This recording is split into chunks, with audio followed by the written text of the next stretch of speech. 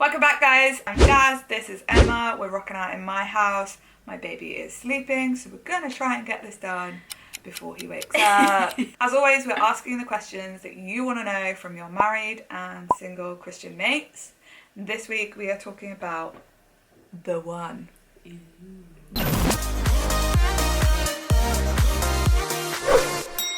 Do we believe in the one? Good question. I don't think so, no. You don't believe in the one?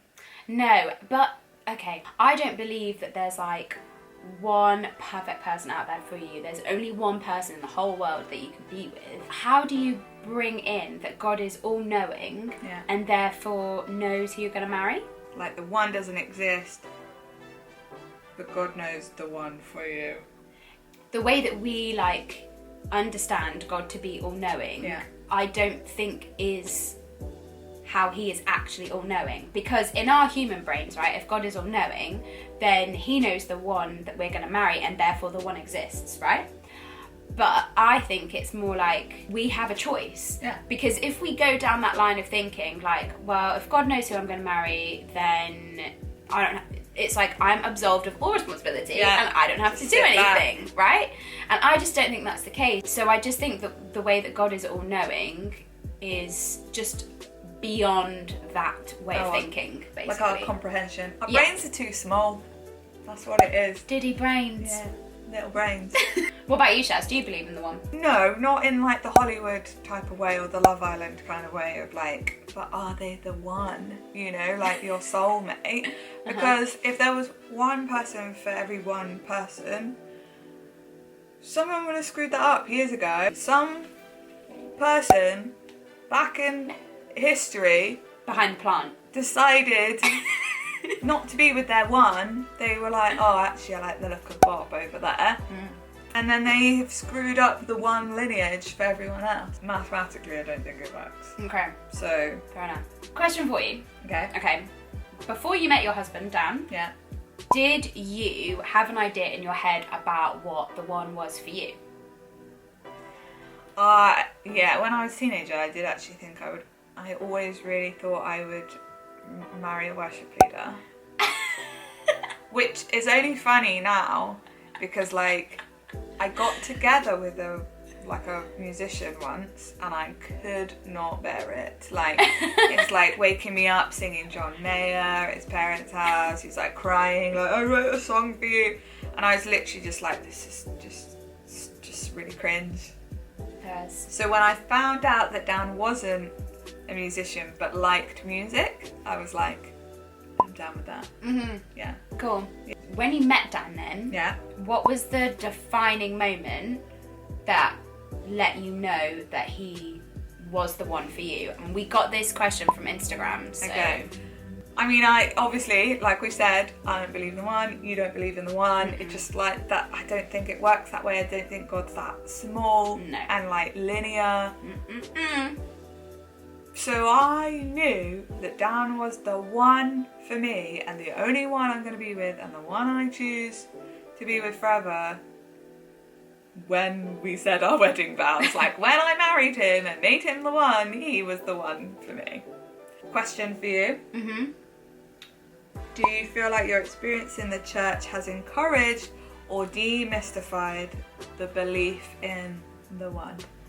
I think both, to be honest. I think growing up definitely it encouraged that view, and I would say literally in the last like 4 or 5 years I think I've had conversations in church where people have kind of demystified it, and I think church has gotten better, in my experience anyways, in the last few years, of being like, no, you choose who you're going to marry, it's your choice. There isn't some like magical person that's gonna like come along and sweep you off your feet and or some like glaring sign that's like, the one, this is the one. My experience in the church was that I had bought into this belief that the one existed, or that there was a Christian man out there for me and he was going to be XYZ and perfectly suited to me because God knew who he was and everything.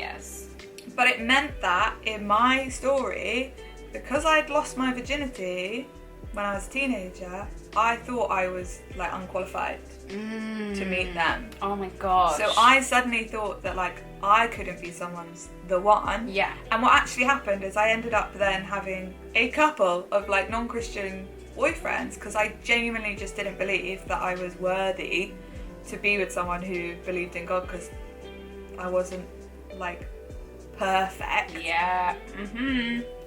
It's just a really toxic mindset. Agreed. The only one for you is Jesus. Should you be able to tell from early on in the relationship that you're going to marry the person? Purely in my story, in my experience, because I just genuinely thought that I wasn't really qualified for like marriage and I wasn't sure. I hadn't really thought about it until my then boyfriend at the time was like, yes, I wouldn't be with you unless I thought I was going to marry you. And that was like 6 weeks in. Like, he'd already done his homework with me and he'd gone like, she loves Jesus, she's great with family, she wants kids, like tick, tick, tick. Like, he had seen what God was doing in my life and he was like, I want in on that journey.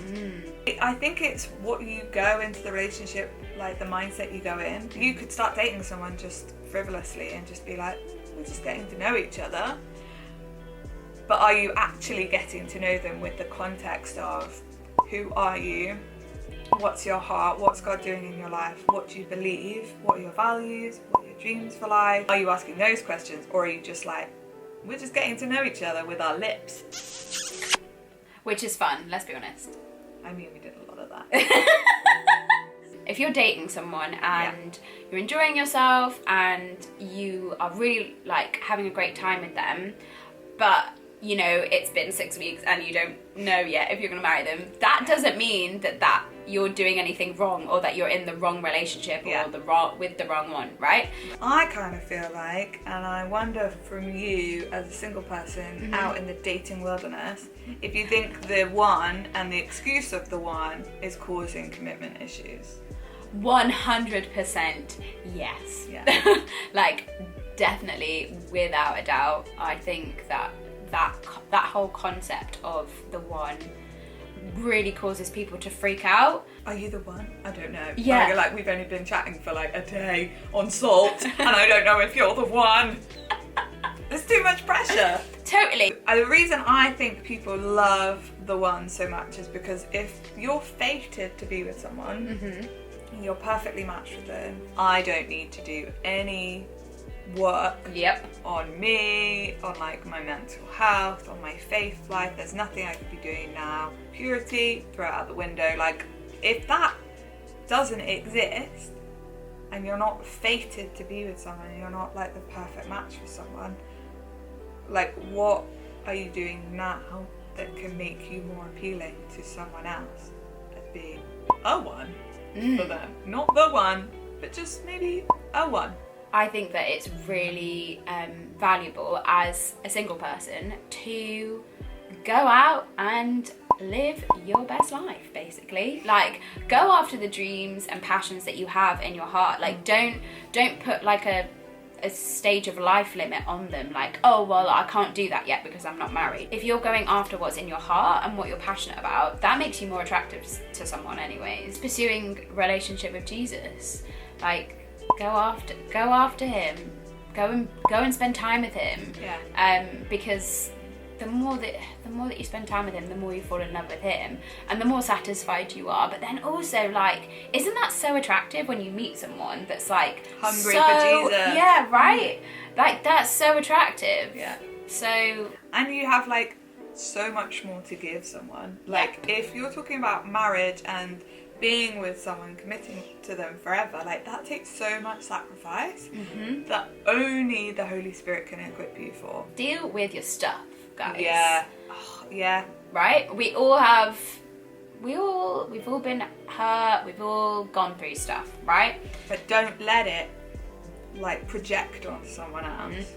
Like, deal with it. Whilst you're on your own, like, go and get healing. Whether that's like getting counselling, prayer ministry, whatever it is, deal with your stuff. Yeah. If you guys have any questions for us, please leave your questions in the comments or Yeah. DM Salt on Instagram for our next video. Yeah, we want to know what you guys want to ask your single and married friends, like what topics you want us to talk about. And if you want to see more videos, press that subscribe button and you'll get to see our lovely faces and some of the other content creators. Bye!